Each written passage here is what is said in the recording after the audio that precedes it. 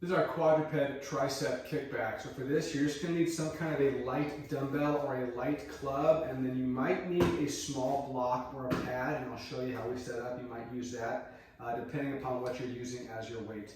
But you're gonna err on the side of it probably being a little bit lighter than you would anticipate, just because how we get this done is gonna be the big key here. So you're gonna get into that quadruped position, knees under your hips.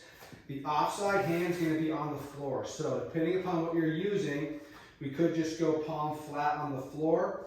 If you're gonna run this hand into the ground, I just want you to use a small block just to pick yourself up a little bit so we have a little bit more room for this other arm.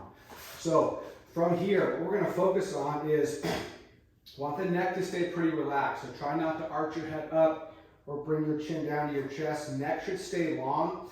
If you had a laser pointer or a flashlight coming out of the middle of your chest, your sternum, that should be shining straight down to the ground. So don't arch your back so it shines up or around too much. Spine should be pretty straight so that flashlight from the sternum is coming straight down towards the floor. So from here, keep those checkpoints engaged.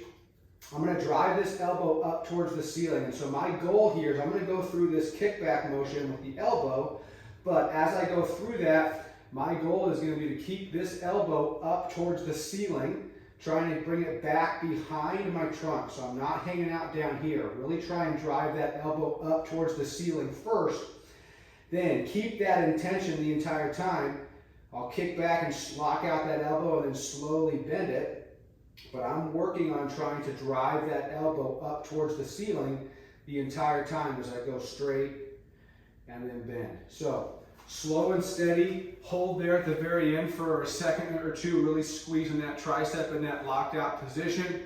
Keep those other checkpoints that we talked about. And most important thing is keep that intention of elbow driving up towards the ceiling for the duration of the set.